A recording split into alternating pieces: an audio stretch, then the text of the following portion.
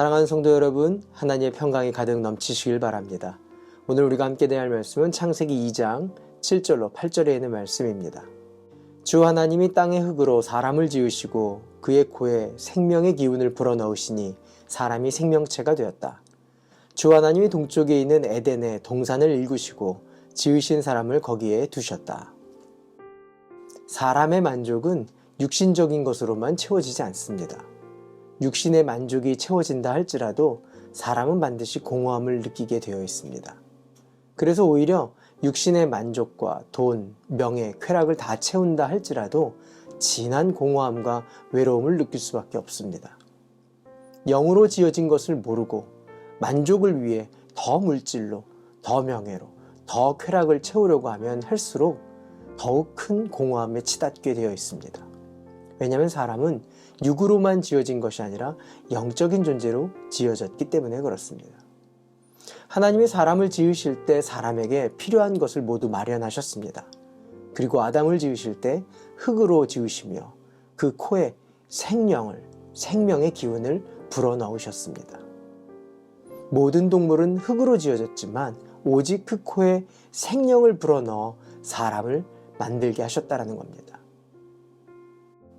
하나님의 영이 사람 가운데 임하자 사람이 되었다라는 것입니다. 하나님의 형상을 따라 지어진 것입니다. 사람 속에 하나님의 영이 있는 자마다 온전한 사람, 하나님이 처음 계획하시고 지으신 아담이 된 것입니다. 사도 바울은 로마서 8장 9절에 이렇게 기록합니다. 그러나 하나님의 영이 여러분 안에 살아계시면 여러분은 육신 안에 있지 않고 성령 안에 있습니다. 누구든지 그리스도의 영이 없으면 그리스도의 사람이 아닙니다.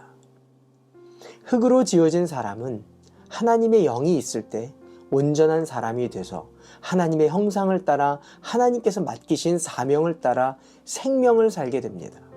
이때 사람은 온전한 만족과 기쁨, 행복을 누리게 됩니다. 에덴 동산에서 하나님이 기대하신 하나님의 사람, 그 사람의 온전함입니다. 모든 동물은 흙으로 지어졌지만 오직 사람만 하나님의 영을 부어 하나님의 형상을 따라 지으셨습니다. 또한 그에게 맡기신 사명을 이루고 살게 하셨습니다. 그럴 때 에덴이란 말 그대로 기쁨의 동산이 되어져 가는 것입니다. 마태복음 4장에 예수님께서 성령에 이끌려 마귀에게 시험을 받으십니다.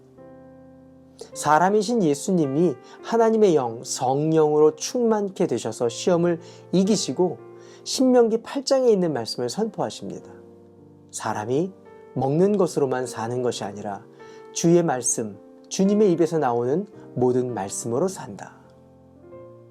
저와 여러분이 오늘도 하나님의 형상인 사람으로 사는 것과 흙으로 만들어진 사람으로 살 때에 먹고 입고 마시는 것에만 만족을 구하는 생명을 산다고 한다면 온전한 만족이 없고 하나님의 영을 따라 하나님의 말씀으로 살 때에 우리의 삶이 기쁨의 동산이 되어지는 줄 믿습니다.